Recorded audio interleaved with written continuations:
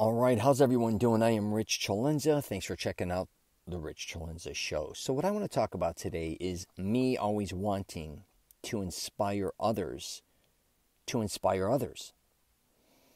Or I should say I want to inspire others to help others. Because I think a lot of times when people talk about wanting to help people, and I think I used to do this as well. I'm like, if I can help one person, it means, the world to me, or that's good enough. Or if I help this amount of people, that's all I'm kind of looking for. Or if I help this amount of people, or whatever the case may be, you really want to help others.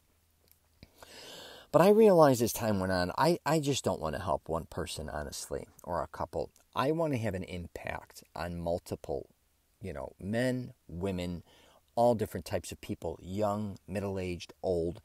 But what I truly love more than anything is if I'm able to help someone, or if they took something from what I'm at least trying to teach to others, and it benefited them, that they went and maybe taught somebody else, or even told someone else, and, it kind of went down the line from there. It just doesn't end with one person. That could be somebody I know personally or not personally.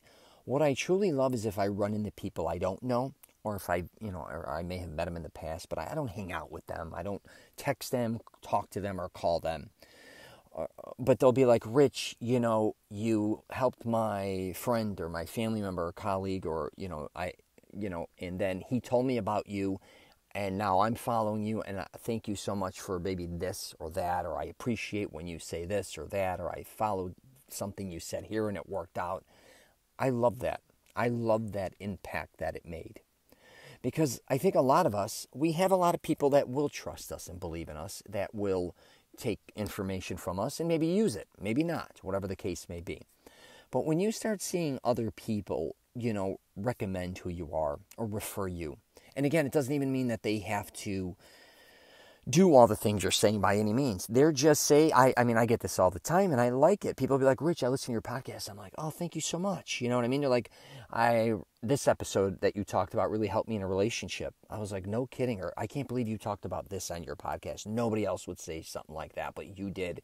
And thanks for that or whatever. And I'm like, thank you for listening. But again, I reached out to somebody that I don't even know. It kind of reminds me a lot of times, I think about this in music. I forgot the Black Crowes. Is that the band's name? I can't remember. But I remember one musician I was watching VH1, and they would have those series. And then he said, you know what? Somebody out there right now is making an incredible song. We haven't heard it yet.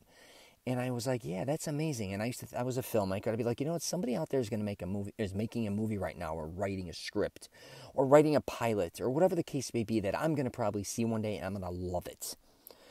And I kind of think about that in my sense when I'm trying to help people with either their image, their anti-aging, or whatever the hell it is, that, hopefully there are people out there that are going to hear me, that I'm going to help. I may never even meet them. I may never hear from them in general, but they're out there. And I love that part of it. I think a lot of us only think about, I should say, when it comes to consulting or coaching or any of that, is the feedback we're getting. So it could be on our social media platforms like YouTube, podcast, or people we meet. We're always kind of feeding off that, even though a lot of people don't want to say it. And I don't mean that I'm sitting here following what everybody says on every social media platform by any means, but what people say a lot of times, or maybe people tweet or whatever, and you see it, has an impact sometimes on you. But you don't realize sometimes the impact that you have on others that are positive, you just don't even know about. And that doesn't even go for me only. And that's what the podcast is really about in this sense. You may be inspiring others that you know or don't know. I talk about a lot about that, especially in family environments or even in your workplace. If you're somebody who's, kind of healthier, or you're somebody that's giving and caring, all these type of things. I will wrap it up with this, which is quite interesting. I had an actor in one of my films that he was affiliated with one of my family members, and I needed extras downtown Chicago. We were shooting on Dearborn and Dearborn, somewhere downtown near Harry Carey. We had to shut the city down, and my cousin said, I got a friend of mine. He just wants to be an actor. He's just starting off.